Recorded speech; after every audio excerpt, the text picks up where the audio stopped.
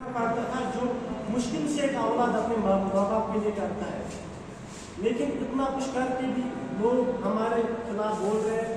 इसमें लोगों की कोई गलती नहीं है, इसमें उन लोगों की गलती है जिन्होंने हमारे खिलाफ फेक प्रोपेगेंडा चालू किए। अगर वो लोग इन चीज़ों को अच्छे से क्लियर करते लोगों के सामने, मेरे ख्याल से हमको प्रॉब्लम नहीं होती। और बाकी हम अकाउंटेबल है हर चीज़ के लिए। एक छोटा सा बच्चा भी हमारे ऑफिस पे आ सकता है, हमारे रिकॉर्ड्स को चेक कर सकता है, क्योंकि जो भी पैसा हमने लोगों से लिया है, क्या वो पैसा सही रास्ते में यूज हुआ या नहीं, क्या हमने उन पैसों का गलत फायदा नहीं उठाया।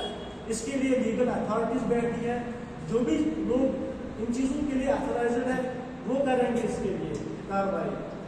लेकिन किसी का भी हक नहीं बनता है कि सोशल मीडिया पे हमारे ऊपर उंगली उठाए किसी भी इन्वेस्टिगेशन के बगैर। बाकी हमारे लीगल एडवाइजर साहब है, ये बाकी चीजें क्लियर करेंगे। इसके बाद आपकी awareness about the general public that यहाँ पे कितनी ऑर्गेनाइजेशन केवाईसी के नाम से रजिस्टर्ड है, that is the part of administration, we can not comment on that right now, we are processing through court. तो नंबर वन। नंबर सेकेंड, जो बारी साहब ने किया है that is his initiative, whether he has a right to initiate that action against those persons, whether that action is valid as per the law or not, वो कानून खुद जाने। अभी हमारे पास जो एलिगेशन आ रही है, बारी साहब ने ये क्लियरिफाई नहीं किया, even I have shooted notice to him to clarify whether ये जो आप केवाईसी का नाम ले रहे हैं, क्या ये श्रीनगर वाला केवाईसी है या अवंतीपुरा केवाईसी। ना उसको वो क्लियरिफाई हमें विद इन 1 or 2 days में हमें क्लियरिफिकेशन मिल जाएगी। नंबर थर्ड, जो हमारा सबसे बड़ा इनिशिएटिव अभी जो इनिशिएटिव जो हमारे नाम का अभी पूरे सोशल हैंडल्स पे दिखा जा रहा है कि नहीं जी ये दे हैव मिसअप्रोप्रिएटेड द फंड्स। एक अर्शद साहब है पुलवामा के, जो उन्होंने रिसेंटली एक बंदे को अपने पास बुलाया था, बोला कि आपको मेडिकल असिस्टेंस क्यों नहीं दी, जिसपे उसने डिमांड भी की थी। हमारा जो एज पर लॉज का ऑब्जेक्ट है, हमें प्रोवाइड शेल्टर करना है, ना कि मेडिकल असिस्टेंस प्रोवाइड करना है। तो उसके लिए भी हमने we are all set to proceed against him under the court. तो उसमें हमने अप्रोच किया है चीफ जुडिशियल मैजिस्ट्रेट को, then we will within 1 or 2 days you will get the best results इंशाल्लाह। तो आपको कब पता चला कि हमारे सोशल मीडिया चल रहा है एक्शन करते हैं?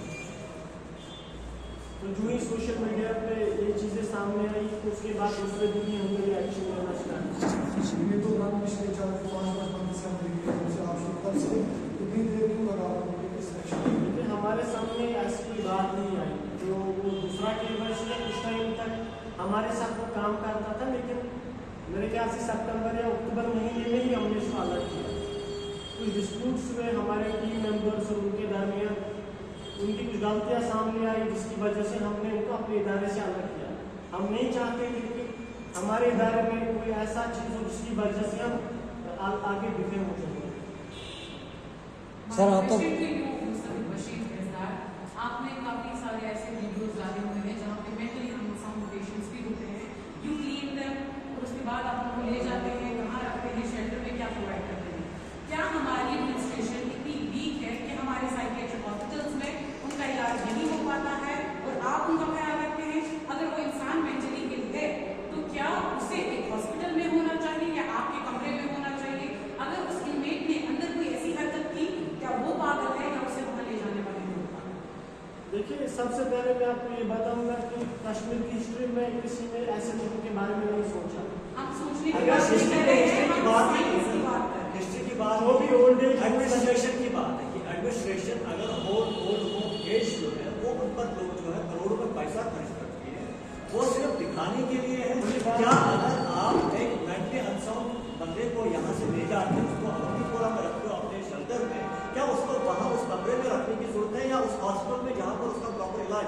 मुझे इस चीज़ का जवाब है। देखिए, सबसे पहले आप लोगों को इन्फॉर्मेशन होनी चाहिए इसके बारे में कि हम किन लोगों को रखते हैं। जी, हम उन लोगों को रखते हैं जिनको अपने घर से बाहर निकाला जाता है। क्या वो मेंटली अनसाउंड होते हैं? Yes. हाँ, होता है कि 5-10 सालों से इनका जो मेंटल कंडीशन है वो खराब होता है। उनकी जगह हॉस्पिटल है या वो जो आपका शेल्टर है या हॉस्पिटल?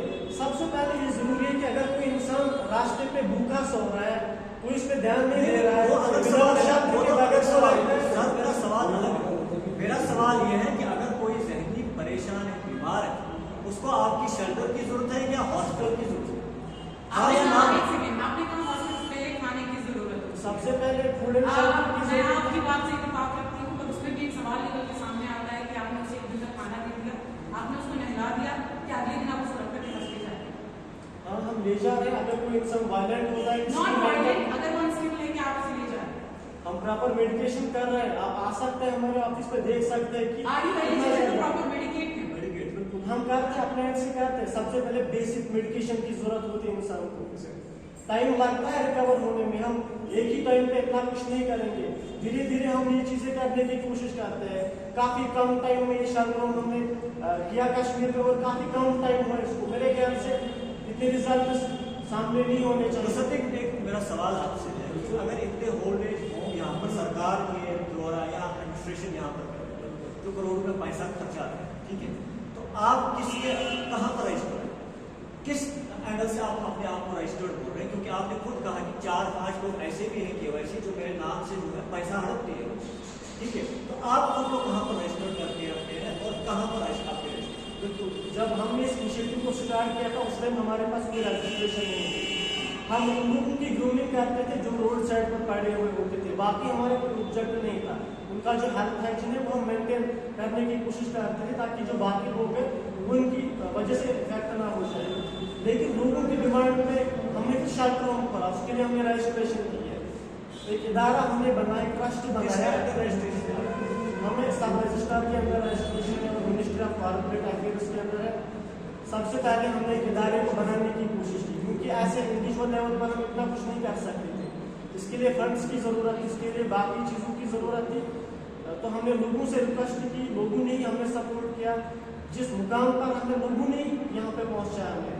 और अगर कोई भी कंसर्न होगा किसी का, वो बता सकता है। हर किसी का हक है, अगर किसी ने 1 भी रुपया डोनेट किया इसके लिए, उसका भी पूरा हक है। अगर किसी ने बिल्कुल भी नहीं किया, उसका भी हक है। और हम हमारे जो रिकॉर्ड है वो बिल्कुल ट्रांसपेरेंट है, कोई भी जान सकता है हमारे अकाउंट्स के बारे में। अगर कोई हमारे ऑफिस पे आ सकता है, तो या आप तो सब ये काम कर सकते थे एडमिनिस्ट्रेशन के साथ मिलकर, आप ये काम कर सकते थे। जो ओल्ड एज होम से एडमिनिस्ट्रेशन ने जो बनाए हैं उनको वहाँ पर शिफ्ट कर सकते थे, जहाँ मेडिकल फैसिलिटीज एक अच्छा सवाल आपने वहाँ पर पहुँचाने की बिल्कुल एक अच्छा सवाल पूछा आपने। जो भी इनोवेटर्स हमारे शेल्टर होम में अभी है, उनमें से आप लोग देखेंगे 90 to 95% जो कि किसी भी आईडी के बगैर है। जो ओल्ड एज होम्स का प्रोविजन है उसमें उनका ये प्रोसीजर रहता है कि अगर कोई अपनी फैमिली मेंबर को ओल्ड एज होम लेता है, वो एक्सेप्ट करता है। अगर किसी शख्स को हमने रास्ते पे देखा, अगर हम उसको ओल्ड एज होम ले जाएंगे, वो बिल्कुल भी एक्सेप्ट